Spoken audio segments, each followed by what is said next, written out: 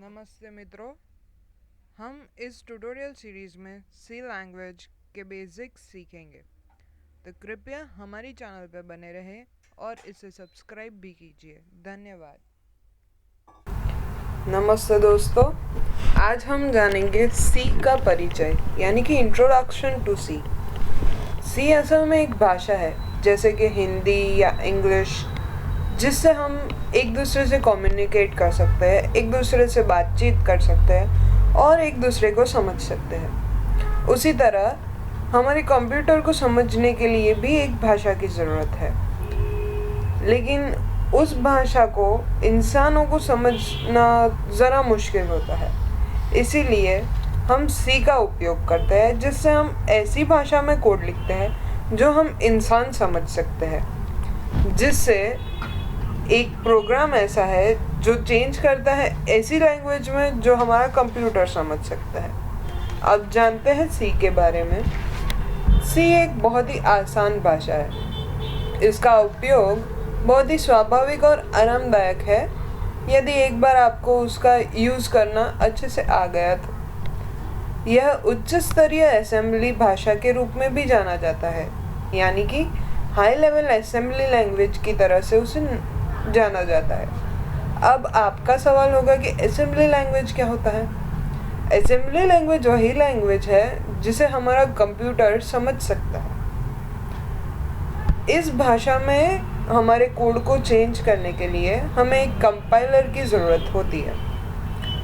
अब कंपाइलर क्या होता है? एक कंपाइलर उस प्रोग्राम को बदल देता है जिसे आप एग्जीक्यूटेबल में लिखते हैं, जो आपका कंप्यूटर वास्तव में समझ सकता है और चला सकता है। यानी कि हमारा जो नॉर्मल कोड है उसे कंपाइलर एक असेंबली लैंग्वेज में बदल देता है। कंपाइलर को कहाँ से डाउनलोड करें? कंपाइलर को डाउनलोड करने के लिए हम टर्बो सी को यूज़ कर सकते हैं या फिर कोड ब्लॉक्स भी यूज़ कर सकते हैं। और भी कई सारे सॉफ्टवेयर्स हैं, लेकिन आमतौर पर ये दो सॉफ्टवेयर ज़्यादातर यूज़ होते हैं। उन्हें डाउनलोड करने के लिए गूगल में टाइप कीजिए टर्बो सी और इस पहले लिंक पर क्लिक कीजिए और आपके प्लेटफॉर्म के हिसाब से आप इसे डाउनलोड कर सकते हैं। यहाँ पे क्लिक कीजिए या तो फिर इस डाउनलोड बटन पर क्लिक कीजिए और आप देख सकेंगे कि एक ज़िप फाइल जो है वो डाउनलोड होना शुरू हो जाएगी आपके कंप्यूटर में। उस ज़िप फाइल को राइट क्लिक कीजिए और एक्सट्रैक्ट कीजिए, तो उसी नाम का एक फ़ोल्डर बनेगा। उस फोल्डर के अंदर setup.exe करके फाइल होगी। उस फाइल को रन कीजिए और आगे की इंस्ट्रक्शंस फॉलो कीजिए ताकि आप टर्बो सी आपके कंप्यूटर में इंस्टॉल कर पाए। टर्बो सी इंस्टॉल होने के बाद उसका पहला जो स्क्रीन है वो कुछ इस तरह से दिखेगा। आप नया प्रोजेक्ट स्टार्ट करने के लिए न्यू प्रोजेक्ट पे क्लिक कीजिए और आप उसके कुछ एग्जांपल्स भी इस साइट पे देख सकते हैं। दूसरा कोड ब्लॉक्स है। कोड ब्लॉक्स के लिए गूगल में कोड ब्लॉक्स लिखिए, आपको ये कोड ब्लॉक्स की ऑफिशियल साइट मिलेगी।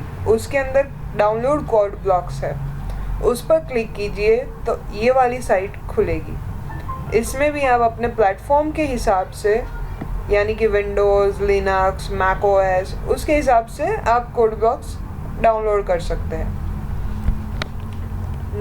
डाउनलोड करने के बाद आप कोडिंग भी कर सकते हैं और उसके लिए आप हमारे ट्यूटोरियल्स को फॉलो करते रहिए। हम इसी तरह हिंदी भाषा में आसान तरीके से आपको समझाएंगे कि सी प्रोग्रामिंग कैसे की जा सकती है। तो कृपया हमारे चैनल को सब्सक्राइब कीजिए और अगर आपको वीडियोस पसंद आते हैं तो उन्हें लाइक भी कीजिए। धन्यवाद। नमस्ते दोस्तों, आज हम सी की मूल बातें जानेंगे यानी कि बेसिक्स ऑफ सी। साथ ही में हम आज हमारा पहला सी का प्रोग्राम भी ट्राई करेंगे। तो आइए शुरू करते हैं। सी प्रोग्राम में मूल रूप से निम्नलिखित भाग होते हैं। पहला है प्री प्रोसेसर कमांड्स, जो हमेशा हैश से शुरू होता है। अगला है कार्य यानी कि फंक्शंस, जो पहले से डिफाइंड भी होते हैं या फिर हम भी बना सकते हैं। अगला है चर, वेरिएबल्स। वेरिएबल्स नॉर्मली हम डिफाइन करते हैं। अगला है वक्तव्य और अभिव्यक्तियाँ यानी कि स्टेटमेंट्स एंड एक्सप्रेशंस। जैसे कि हम कुछ हेलो आउटपुट करना चाहते हैं तो हेलो जो है उसे स्टेटमेंट कहा जाता है। और एक्सप्रेशन यानी कि हमें अगर 5+3 = 8 हमें आंसर मिलाना है और हम लिखते हैं a = b+c, तो उसे एक एक्सप्रेशन कहा जाता है।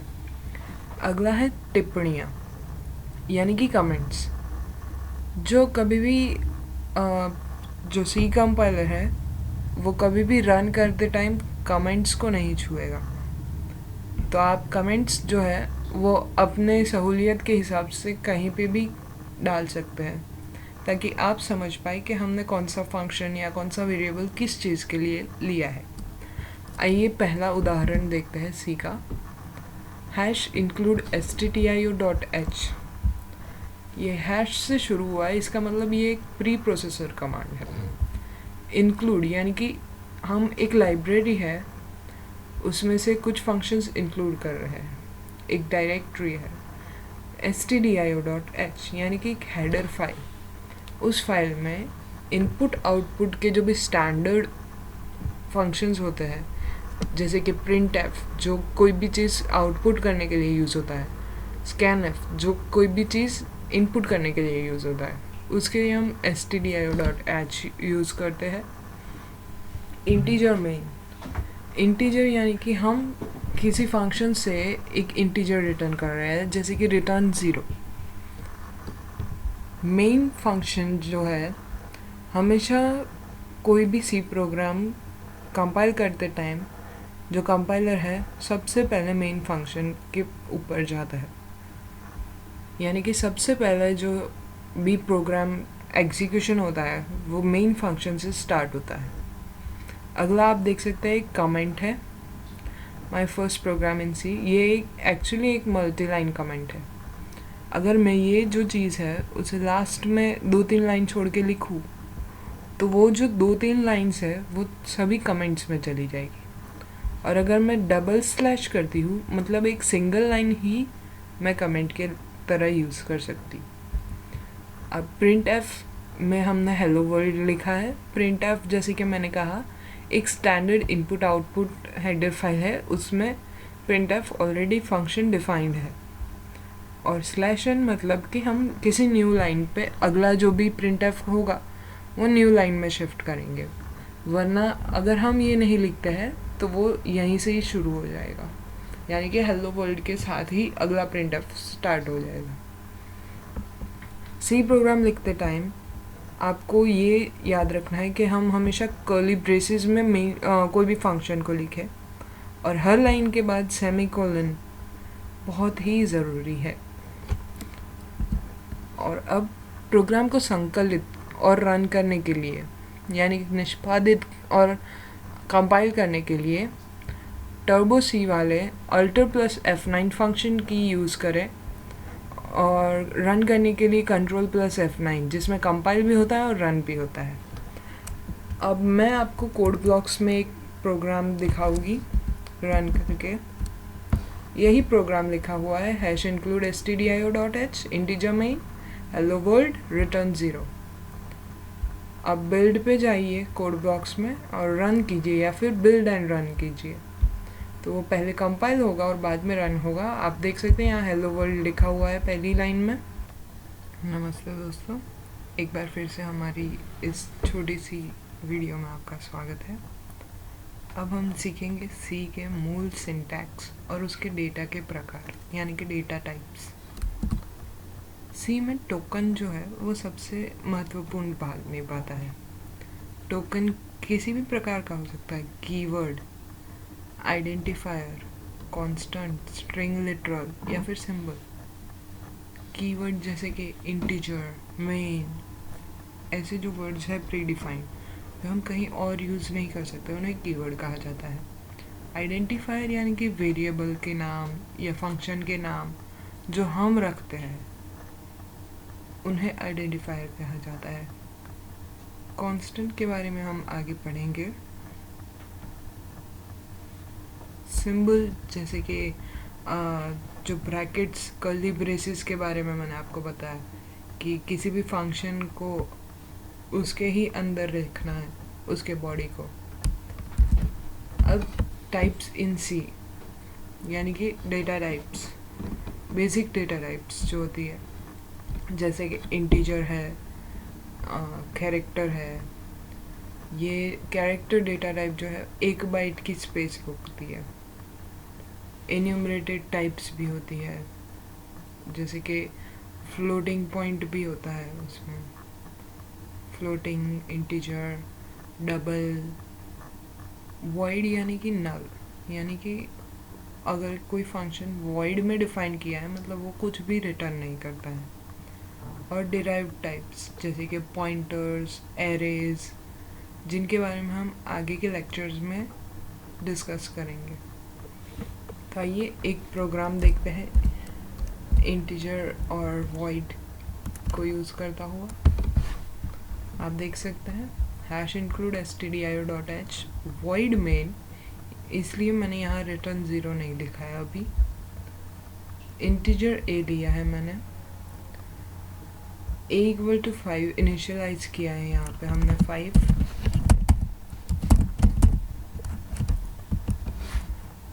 और प्रिंट एफ क्या है, %d, यानी कि इंटीजर को प्रिंट करने के लिए %d होता है। फ्लोटिंग पॉइंट हो तो उसके लिए %f, कैरेक्टर हो तो %c एंड सो ऑन। और यहाँ कॉमा करके a लिखा है, यानी कि a की वैल्यू हमें यहाँ प्रिंट करवानी है। अब देखते हैं इसे रन करके। आप देख सकते हैं यहाँ 5 आ गया है। इसी तरह से आप कैरेक्टर में भी कुछ इनिशियलाइज करके कर सकते हैं। और आगे आगे जैसे जैसे हम आगे प्रोग्राम्स करते जाएंगे, एक बार आपको प्रैक्टिस होगी तो आप भी अच्छे से कर पाएंगे। तो कृपया हमें सब्सक्राइब कीजिए और हमारे वीडियोस को लाइक भी कीजिए। धन्यवाद। नमस्ते दोस्तों, आज के इस वीडियो में हम जानेंगे चर के बारे में, यानी कि वेरिएबल्स के बारे में। एक चर एक भंडारण क्षेत्र को दिया गया नाम है जो कि हमारे कार्यक्रमों में हेरफेर कर सकते हैं। यानी कि हम किसी चीज़ को एक नाम दे सकते हैं, एक स्टोरेज एरिया को हम एक नाम देते हैं, उस स्टोरेज एरिया को फिर हम उसी नाम के थ्रू बुला सकते हैं। सी में प्रत्येक चर एक विशिष्ट प्रकार है जो चर की स्मृति का आकार और लेआउट निर्धारित करता है। यानी कि एक जो डेटा टाइप है उसी तरह का एक टाइप होता है वेरिएबल का। मूल्यों की श्रेणी जिसे उस स्मृति में संग्रहित किया जा सकता है, और ऑपरेशन का सेट जो कि चर पर लागू किया जा सकता है। यानी कि हम कोई भी तरह के ऑपरेशंस इन वेरिएबल्स में कर सकते हैं।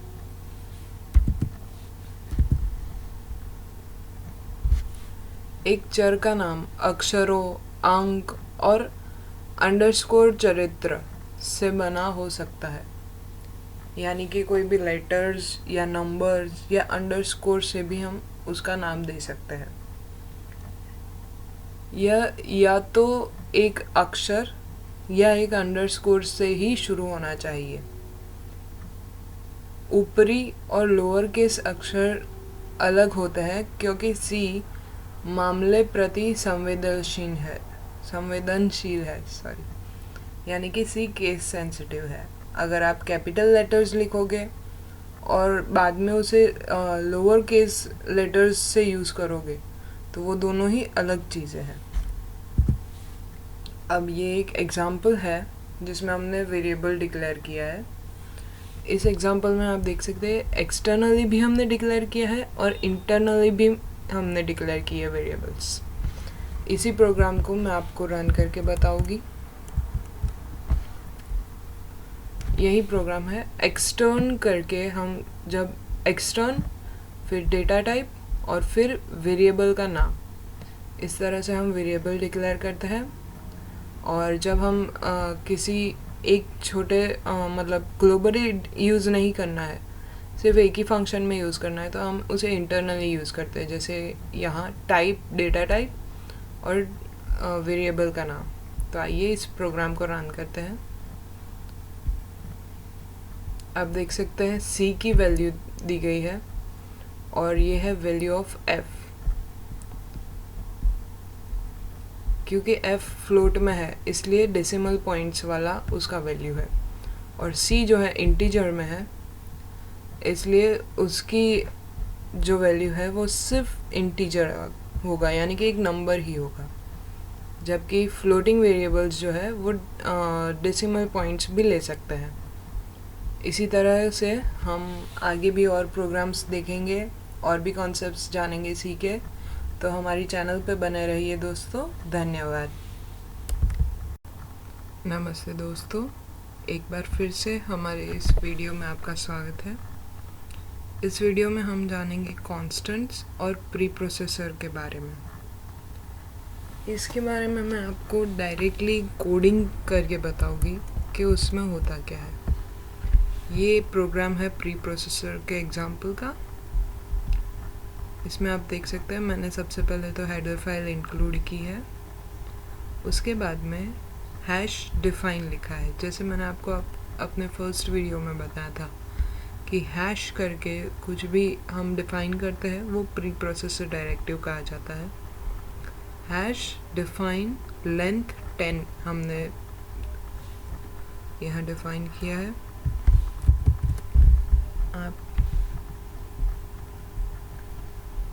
आप देख सकते हैं इसे।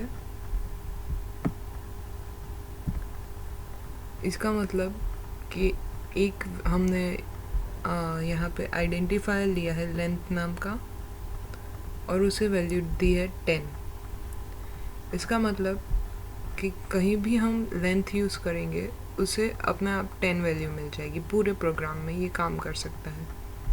वैसे ही हमने विड्थ डिक्लेयर किया है और न्यू लाइन के लिए कैरेक्टर लिया है /n, जो कि न्यू लाइन के लिए हम नॉर्मली यूज़ करते हैं। अब देखते हैं मेन प्रोग्राम हमारा।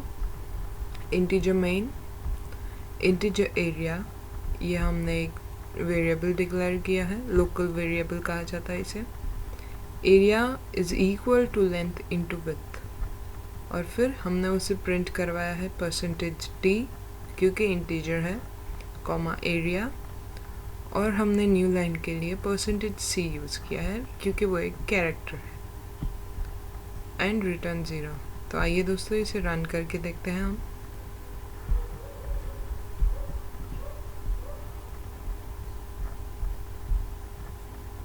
आप देख सकते हैं value of area is equal to 50 आया है, यानी कि हमारा ये प्रोग्राम अच्छे से काम कर रहा है।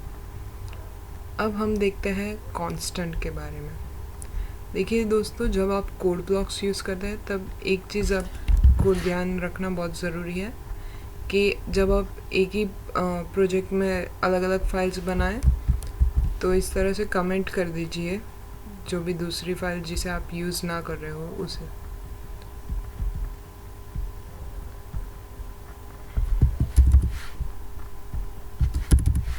तो दोस्तों ये हमारा कांस्टेंट का प्रोग्राम है। यहाँ आप देख सकते हैं हमने वही 3 लिए हैं वेरिएबल्स, आइडेंटिफायर्स, जिन्हें हमने वेरिएबल्स बनाया है इसमें, लेकिन कांस्टेंट वेरिएबल्स है, यानी कि उनकी जो वैल्यू है वो आगे जाके चेंज नहीं हो पाएगी। और सेम प्रोग्राम है, रन करके देखते हैं। यहाँ पे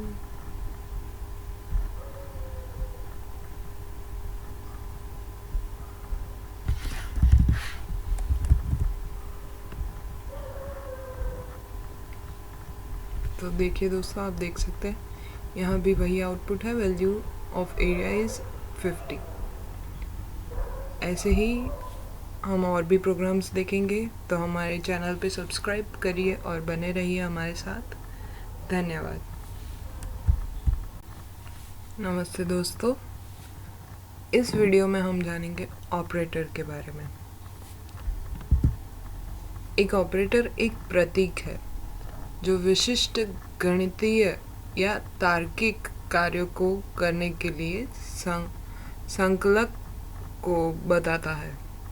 यानी कि हमें कुछ मैथमेटिकल या लॉजिकल फंक्शंस यूज़ करने हो, जैसे कि कुछ ऐड करना हो, सब्ट्रैक्ट करना हो, उस दौरान हम ऑपरेटर का यूज़ करते हैं। सी भाषा में इन तरह के ऑपरेटर्स होते हैं। पहला है अंकगणितीय यानी कि अरिथमेटिक ऑपरेटर्स, जैसे कि प्लस, माइनस, डिवीजन। अगला है संबंधपरक संकारक यानी कि रिलेशनल ऑपरेटर्स, यानी कि जो दो वैल्यूज़ के बीच का रिलेशन बताता है। अगला है लॉजिकल ऑपरेटर्स, उसके बाद है बिटवाइज और अगला है असाइनमेंट ऑपरेटर्स। मैं आपको एक लिस्ट बता देती हूँ, देखिए। Assignment operators plus, minus, multiply, divide, modulo और ये जो double times plus double times minus है, इसका मतलब होता है इंक्रीमेंट और डिक्रीमेंट। 2 बार प्लस हो उसका मतलब इंक्रीमेंट, 2 बार माइनस हो उसका मतलब डिक्रीमेंट ऑपरेटर है। ये एक वैल्यू को एक से बढ़ाता है या फिर एक से घटाता है। अगला रिलेशनल ऑपरेटर्स आप देख सकते हैं, double, equal to, not equal to, less than, greater than, less than equal to, greater than equal to. Logical operators यानी कि डबल टाइम्स एंड और नॉट। और बिटवाइज ऑपरेटर्स होता है एंड और not, left shift, right shift. Bitwise operators जो होते हैं वो बिट्स पे काम करते हैं, यानी कि एक बिट पे अगर हमें लेफ्ट शिफ्ट करना हो या राइट शिफ्ट करना हो वैल्यू की, तो हम बिटवाइज ऑपरेटर यूज़ कर सकते हैं। नेक्स्ट है असाइनमेंट ऑपरेटर्स। असाइनमेंट यानी कि कोई वैल्यू हम असाइन कर रहे हैं कुछ ऑपरेशन करवा के। तो इक्वल टू सबसे कॉमन ऑपरेटर है असाइनमेंट ऑपरेटर का। अगला है प्लस इक्वल टू, यानी कि पहले वैल्यू ऐड होगी और बाद में उसे असाइन होगी। Minus equal to, divide equal to और भी कई सारे हैं। ऑपरेटर प्रेसिडेंस एक लॉजिक है जिसका हमेशा मतलब होता है कि कोई भी वैल्यू जब कंप्यूटर कुछ भी कंप्यूट करता है तो वो हमेशा लेफ़्ट से राइट जाता है। जैसे कि हमने लिखा है x is equal to a plus B, तो यहाँ पे पहले एडिशन होगा और फिर यहाँ पे माइनस या फिर -9 लिखे तो उसका मतलब पहले एडिशन होगा फिर सब्ट्रैक्शन होगा। तो आइए हम एक प्रोग्राम करके देखते हैं। Hash include void main integer a equal to 5 comma b equal to 9 and integer c is equal to a plus b, printf %t plus %d is equal to %d comma a comma b comma c and here it is। अब हम run करके देखेंगे। आप देख सकते हैं 5 + 9 is equal to 14 हमारा answer है। इसी तरह से हम और भी प्रोग्राम्स देखेंगे और भी टॉपिक्स देखेंगे, तो कृपया हमारे चैनल पे बने रहिए और आपको वीडियोस पसंद आए तो लाइक भी कीजिए। धन्यवाद। नमस्ते दोस्तों, आज के इस वीडियो में हम जानेंगे लूप के बारे में। तो आइए शुरू करते हैं। कई बार हम ऐसी सिचुएशन में आ जाते हैं जब हमें एक ही कोड या एक कुछ ब्लॉक ऑफ कोड जो कहा जाता है वो हमें बार बार इस्तेमाल करना होता है। जैसे कि एक ही लाइन हमें 100 बार लिखनी है, 100 बार एग्जीक्यूट करनी है, तो हम 100 बार लिखेंगे तो नहीं। ऐसी सिचुएशंस में हम लूप यूज़ करते हैं।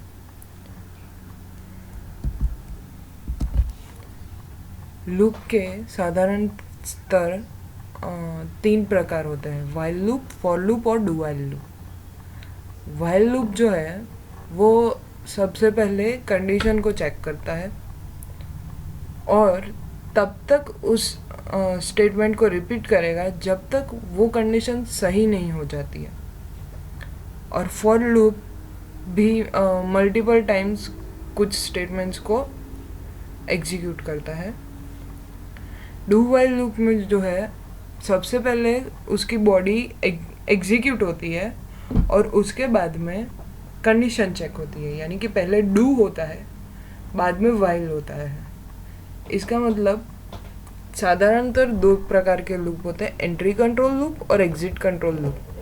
एंट्री कंट्रोल लूप में सबसे पहले कंडीशन चेक होती है और एग्जिट कंट्रोल लूप में बाद में कंडीशन चेक होती है और पहले एग्जीक्यूशन होता है।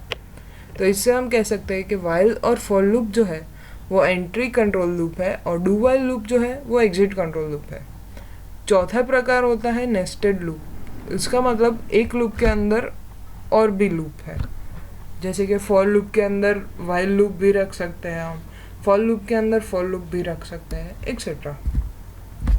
लूप के कंट्रोल स्ट्रक्चर्स देखते हैं। ब्रेक स्टेटमेंट, यानी कि किसी भी लूप को ब्रेक करने के लिए हम ब्रेक स्टेटमेंट यूज़ कर सकते हैं। कहीं पे भी हमें लूप ब्रेक करनी है तो हम ब्रेक स्टेटमेंट का यूज़ कर सकते हैं। कंटिन्यू स्टेटमेंट, इसका मतलब कि जो हमारी पूरी लूप है उसके अंदर एक ऐसा पार्ट है जिसे हमें स्किप करना है तो हम कंटिन्यू स्टेटमेंट वहाँ डाल सकते हैं। कि जैसे जब i5 हो तब हमें स्किप करना है, तो if i is double equal to 5 तो हम कंटिन्यू लिखेंगे। तो उसका मतलब जब i का इटरेशन 5 पर आएगा तब हम नेक्स्ट यानी कि i6 हो जाएगा तब चले जाएंगे। Go to statement, go to statement एक ट्रांसफ़र करता है उस स्टेटमेंट पर जिस पे हम लेबल देते हैं। जैसे कि हमने किसी स्टेटमेंट को x लेबल दिया और गो टू x लिखा, उसका मतलब ये होता है कि हमारा जो एग्जीक्यूशन का ट्रांसफ़र होगा वो लास्ट स्टेटमेंट से सीधा x स्टेटमेंट पे चला जाएगा, मतलब उसके बाद वाला स्टेटमेंट वो नहीं लेगा। अगला इनफाइनाइट लूप। कई बार ऐसी सिचुएशन होती है जब कंडीशन कभी भी फॉल्स नहीं होती या फिर व्हाइल लूप में कभी भी ट्रू नहीं होती, तो ऐसी सिचुएशन में वो लूप बार बार घूमती रहती है। या फिर कभी कंडीशनल एक्सप्रेशन ही हमने नहीं डाला हो या भूल गए हो, उस टाइम पे भी ऐसा होता है कि वो लूप घूमती रहती है, उसे इनफाइनाइट लूप कहते हैं। कई बार कई प्रोग्रामर्स उसे यूज़ करते हैं, जैसे कि ये फॉर लूप घुमाने के लिए, इनफाइनाइटली घुमाने के लिए फॉर, और ये डबल सेमीकोलन करते हैं। अगर कई बार आप ऐसी सिचुएशन में फंस जाओ तो कंट्रोल के साथ C दबा दीजिए, तो आप इससे उभर सकते हैं इनफाइनाइट लूप से। हमारा ये वीडियो देखने के लिए धन्यवाद। हमारी चैनल पे सब्सक्राइब कीजिए और वीडियो पसंद आए तो लाइक भी कीजिए। धन्यवाद। नमस्ते दोस्तों, इस वीडियो में हम जानेंगे फंक्शन के बारे में। तो आइए शुरू करते हैं। एक फंक्शन एक ग्रुप ऑफ स्टेटमेंट को एक साथ में, यानी कि स्टेटमेंट्स के समूहों को एक साथ में परफॉर्म करता है। हर सी प्रोग्राम का एटलीस्ट एक तो फंक्शन होता ही है। जैसे कि हमने कहा था मेन फंक्शन, हर सी प्रोग्राम का एग्जीक्यूशन मेन फंक्शन से ही स्टार्ट होता है। हम हमारे प्रोग्राम को छोटे छोटे अलग अलग भागों में विभाजित कर सकते हैं और उन भागों को फंक्शन कहा जाता है। कैसे आप डिवाइड कर रहे हैं ये आपके ऊपर है। लेकिन वो जो विभाजन है उस पे, उन फंक्शन पे हमें कोई टास्क परफॉर्म करना होता है। इस तरह से दोस्तों हम एक फंक्शन को डिफाइन करते हैं। रिटर्न टाइप, यानी कि इंटीजर है, फ्लोट है, वॉइड है। वॉइड भी एक रिटर्न टाइप है, यानी कि हमारा फंक्शन कुछ रिटर्न ना कर रहा हो उस समय हम वॉइड यूज़ कर सकते हैं। उसके बाद में फंक्शन का नाम, ये कोई भी नाम दे सकते हैं हम। और फिर पैरामीटर लिस्ट, यानी कि हम उस फंक्शन में क्या क्या चीज़ें पास कर रहे हैं, यानी कि हमें फंक्शन में क्या क्या चीज़ों की ज़रूरत पड़ेगी, उन्हें पैरामीटर कहा जाता है, जो हम फंक्शन को कॉल करते समय भेजते हैं उसे। और बाद में बॉडी ऑफ द फंक्शन। तो आइए एक एग्जांपल देखते हैं। इसी एग्जांपल को मैं रन करके भी बताऊंगी आपको। ये है वो एग्जांपल। सबसे पहले तो फाइल इंक्लूड की है stdio.h, फिर हमने फंक्शन डिक्लेयर किया है यहाँ, फिर हमारा मेन फंक्शन है। उसके बाद में मेन फंक्शन में हमने a और b दो वेरिएबल्स लिए हैं और उन दोनों को इनिशियलाइज किया है 100 और 200। और एक और इंटीजर है रिटर्न, जिससे हमने फंक्शन को कॉल किया है मैक्स a, b, यानी कि इस फंक्शन यानी कि मैक्स फंक्शन का नाम, और ब्रैकेट में हमारे जो दो पैरामीटर्स हैं वो पास किए हैं। और लास्ट में हमने प्रिंट किया है %d, यानी कि रिटर्न हमारा जो भी रिजल्ट है वो, कि कौन सी वैल्यू मैक्सिमम है। अब फंक्शन यहाँ पे हमने डिक्लेयर किया है integer max, integer num1, integer num2। हम यहाँ फंक्शन कॉलिंग में और फंक्शन डिक्लेरेशन में अलग अलग नाम दे सकते हैं, उससे कोई फ़र्क नहीं पड़ता। अब इंटीजर रिजल्ट है, हमने डिक्लेयर किया है, लोकल वेरिएबल है ये। अगर num1 num2 से बड़ा है तो रिजल्ट num1 होगा, वरना फिर num2 होगा। और रिटर्न करवाया है रिजल्ट रिटर्न करवाया है। आप देख सकते हैं हमने यहाँ इंटीजर लिया है, इंटीजर मैक्स, इसलिए इंटीजर रिजल्ट को हम रिटर्न करवा रहे हैं, जो कि यहाँ पे RET वो भी एक इंटीजर है, उसमें स्टोर हुआ है और बाद में हमने प्रिंट करवाया है। तो आइए इसे रन करके देखते हैं। आप देख सकते हैं मैक्सिमम वैल्यू इज़ 200। तो हमारा प्रोग्राम भी अच्छे से रन हो रहा है।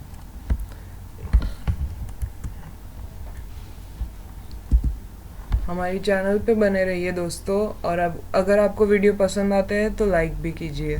धन्यवाद। नमस्ते दोस्तों, इस वीडियो में हम एरेस के बारे में जानेंगे। एरे एक प्रकार की डेटा संरचना है जो एक ही प्रकार के तत्वों के एक निश्चित आकार, अनुक्रमिक संग्रह को संग्रहित कर सकता है।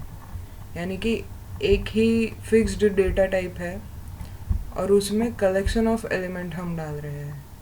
सिर्फ एक ही एलिमेंट है ऐसा नहीं है। इंटीजर a है तो उसमें ऐसा नहीं है कि सिर्फ एक ही इंटीजर रहेगा, उसमें मल्टीपल इंटीजर्स हम डाल सकते हैं एरे में।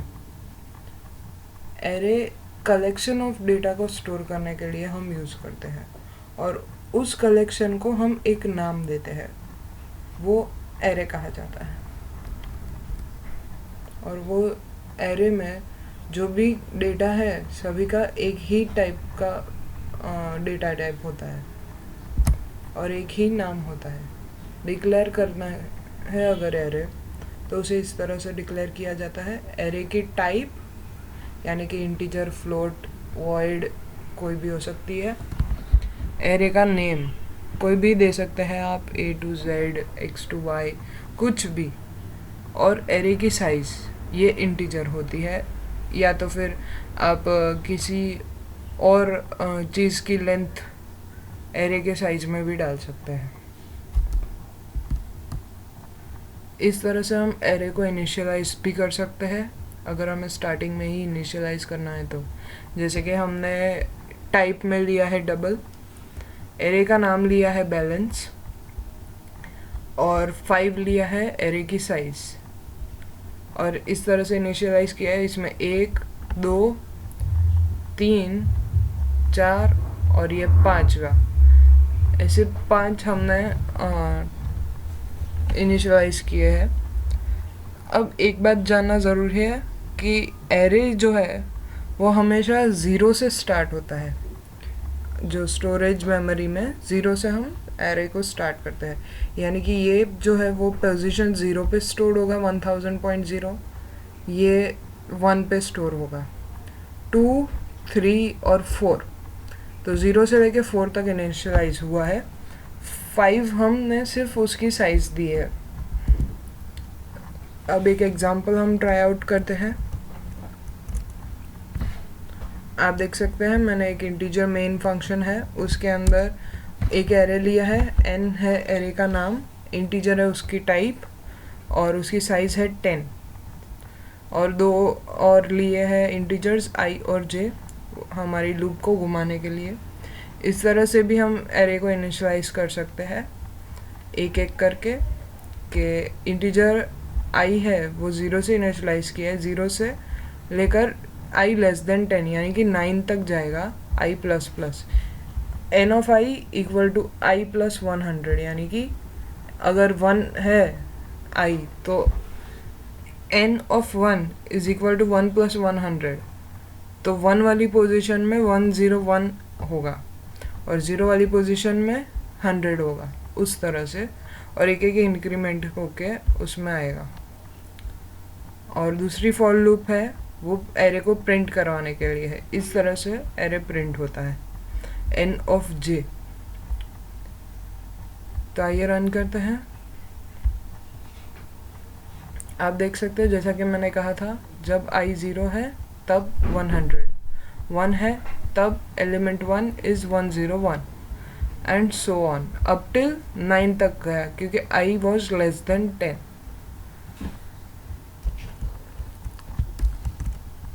और इस तरह से हमने ये एग्जांपल जो है देखा है लूप के लिए। लूप भी की है हमने, 2 लूप्स इस्तेमाल की है इसमें। एक लूप है जो एरे इनिशियलाइज करने के लिए है और दूसरी लूप एरे को प्रिंट करवाने के लिए है।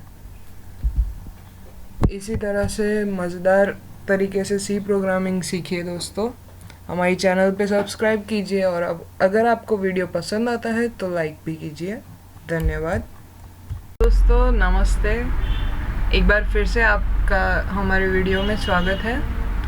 इस वीडियो में हम जानेंगे रिकर्जन के बारे में।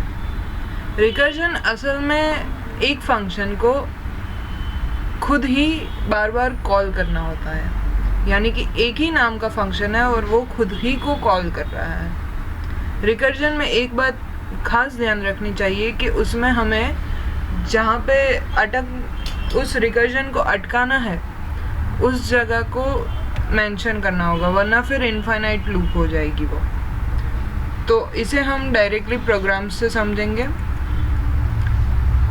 ये फैक्टोरियल का प्रोग्राम है। फैक्टोरियल का मतलब होता है कि जैसे कि 15 का हम फैक्टोरियल निकालना चाहते हैं, तो 15 का मतलब होता है 15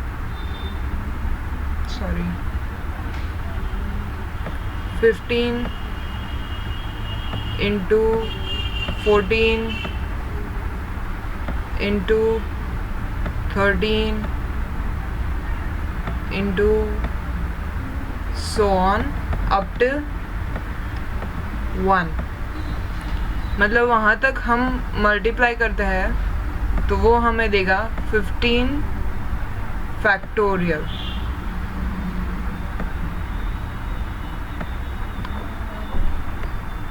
तो आइए इस प्रोग्राम को अब हम देखेंगे।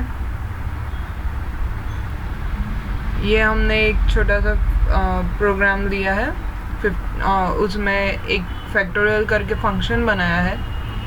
उसमें हमने एक इंटीजर पास ऑन किया है और इफ़ कंडीशन ली है, ये हमारी टर्मिनेटिंग कंडीशन है कि अगर 1 या उससे कम है i तो वो 1 रिटर्न करेगा, वरना रिटर्न i यानी कि वो number into factorial of i minus 1 यानी कि वो नंबर -1, यानी कि अगर 15 है तो 15 इंटू 15 माइनस 1 का फैक्टोरियल, यानी कि वापस घूमेगा और 14 आएगा, फिर वापस घूमेगा और 13 आएगा, यानी कि 15 into 14 into 13 and so on. और जैसे ही 1 आया वो 1 रिटर्न करेगा, यानी कि 1 रिटर्न करेगा, फिर 1 इंटू 2 होगा, 1 इंटू 3 होगा।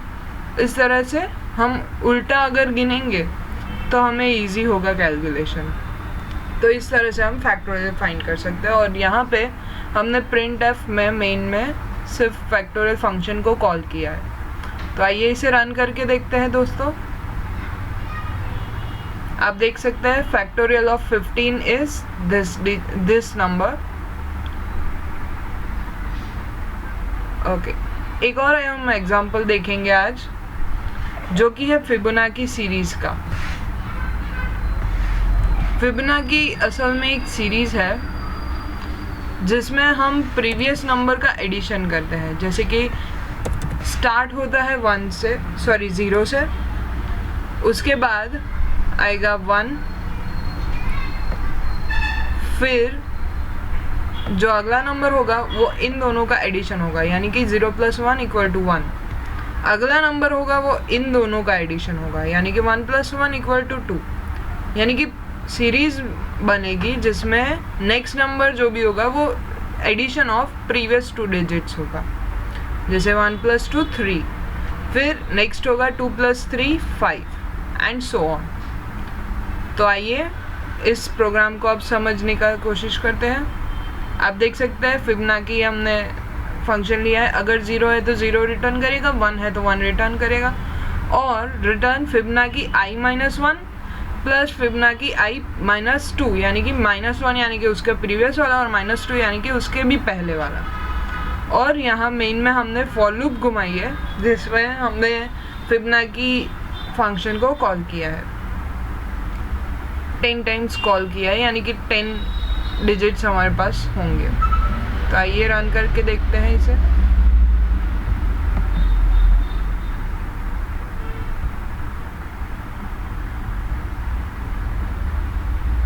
और आप देख सकते हैं जैसे मैंने सीरीज बोली थी उसी तरह से हुआ है।